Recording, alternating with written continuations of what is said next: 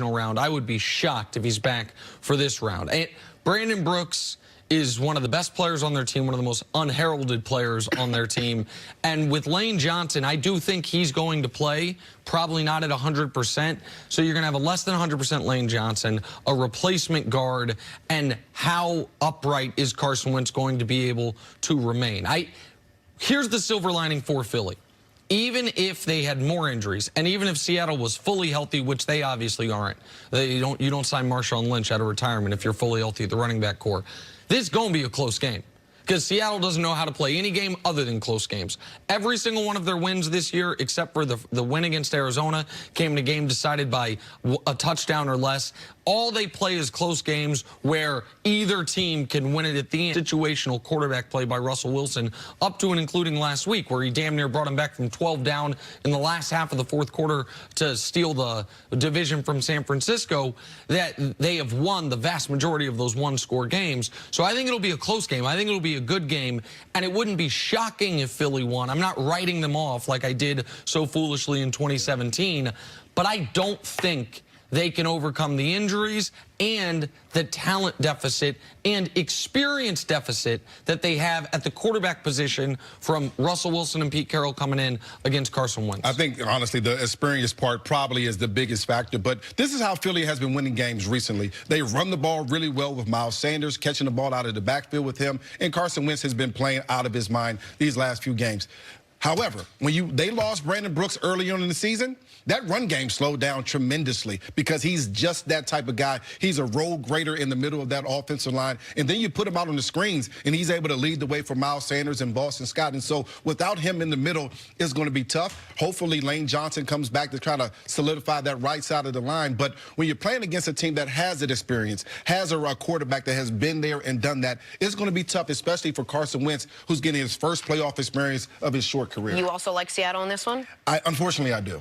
Unfortunately? Unfortunately. Well, yeah, he's a Philly guy. I want the Eagles to continue to play. I want the Eagles to win, so I think the Eagles will win. So I'm very confident the other thing the Eagles have had is that they had a mojo going these last few games. And when you get that momentum going, they have a lot of momentum. At this point in the season, it usually continues to roll. Seattle's coming off a loss, so they're going to be hungry, but they're coming into Philadelphia. That's a big advantage. Just quickly before we move on, 2 points. One is they did play earlier this year. Seattle, that was, other than the Arizona game, that was the game Seattle dominated the most of any game on their schedule.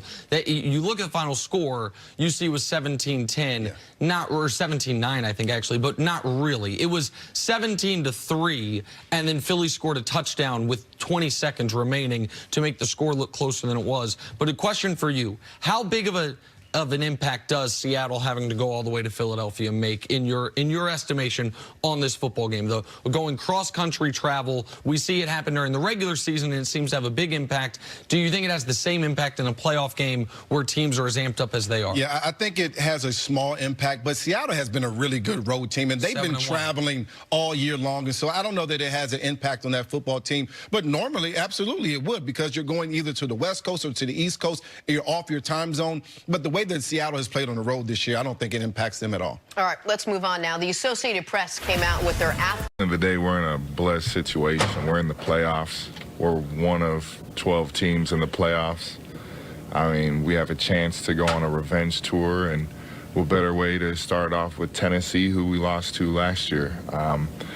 It's a big motivation. We weren't happy about our performance, and they're coming into our house, and what better way to get it started for the playoffs Saturday at 8:15 in Gillette. I mean, I hope it's going. I know it's going to be rocking, and I'm excited for our players to perform and in a way and play Patriot football on Saturday. I'm excited.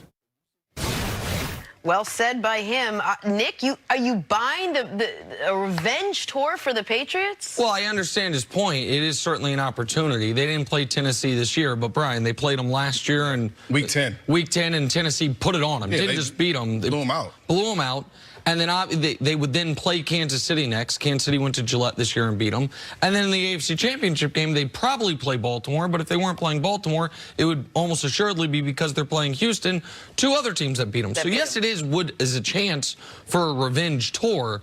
I do not think they're going to be able to complete that tour. I'm not quite as pessimistic as some that have them losing in the first round to Tennessee, but I would be shocked if they get past the second round in the Kansas City. But that is a very interesting quote for this reason. Kyle Van Noy's been with the Patriots for a little bit of time now. He knows the Patriot way and the Patriot mantra. And that is a very un-Patriot quote, talking about not just the game on Saturday, but the potential opponents thereafter, talking about the bigger picture, talking about the opportunity in front of us as far as what we could do this weekend and next weekend and the weekend after. That is nothing we ever hear from the Patriots when they are on message and fully operational. Kyle Van Noy, I think, is straying from that a bit because the team right now is in very unfamiliar territory because they never lose a game the way they lost on Sunday. They never go through a stretch where at the end of a season they lose as many as they win, losing 4 of 8. So Kyle Van Noy all of a sudden is reaching for things that you hear other teams that have less certainty, that have less confidence. Like, well, it's the opportunity for us to avenge these losses we've had throughout the year. It was just a surprising quote. For 31 locker rooms, that wouldn't have been a surprising quote. For a veteran for the New England Patriots, that was a surprising quote to me. I'm not as surprised as you because I'm watching this football team and I'm saying they need some type of motivation. They got beat by the Miami Dolphins at home last week, so they need some way to get themselves ready. And you remember Spygate, you remember Deflategate. Those are all motivational things that help that team propel itself to Super Bowls there. But this is what happened last year when they got beat 34-10 by the Titans in Week 10. The Titans ran the ball for 150 yards, rammed it right down the Patriots' throat. The New England Patriots offense was 20% on third down. They couldn't stay on the field. The Titans were able to be on the field for 33 minutes. That's the exact blueprint that the Titans want to use this year. They want to hand the ball off to Derrick Henry. They want to throw the ball down the field with Tannehill and be able to score points and stop this offense. And if they can do that, then that's the recipe to beat this New England Patriots team. And so I think the Patriots do need to find some motivation, and that's exactly what Kyle Van Noy was trying to do. This is not an automatic win by any stretch for the Patriots. This is actually a pretty dangerous Titans team coming into the playoffs. Oh, listen, I think it's a very dangerous Titans team, and it's a far better team than they were last year. Derrick Henry was right. That week was when he was really turning into form, if you will. But this year, he has been the best running back in football. He had an opportunity to win the rushing title in Week 17, and he seized it with a dominant performance against backups, but still, it just continued his trend for the season, averaging nearly 100 yards per game. The Titans quarterback in last year's game was Marcus Mariota. Now, he played one of his better games of the season against the Patriots, but Ryan Tannehill this year led the NFL in passer rating, led the NFL in yards per attempt, completed over 70% of his passes. In his 12 games, if you extrapolate it to a full season, it would have been statistically, one of the most impressive quarterbacking seasons of this decade. Now, I don't think any of us fully believe in it, but the number, 9.5 yards per attempt, a 118 passer rating, those are all-time type of numbers, and the sample size isn't tiny. And the rookie receiver, another one of these rookie receivers that teams seem to find a way to be able to use, except for the Patriots, of course, A.J. Brown, he has been sensational for them. A young receiver who really looks like a star. So I do think this is a very live opponent. I do not think what a lot of people believe, which is this live opponent's going to go to Gillette and win. I don't think that the Titans are going to upset the Patriots. As down as I am on New England, I don't think they're going to lose back-to-back home games, including a playoff game to Ryan Tannehill, Mike Vrabel, and company. But they're not some 11-point favorites where you would just be shell-shocked if they lost. The most surprising loss that they could have had was last week. This loss would not be nearly as surprising, but I don't think it's going to happen. One of the things I like about Tennessee, and I wouldn't be surprised if the Patriots lost either, but one of the things I love is that they're not afraid. When you talk about Kansas City, when they played the Patriots, they weren't afraid. That mystique of the Patriots was gone. Obviously, the Baltimore Ravens, same type of thing.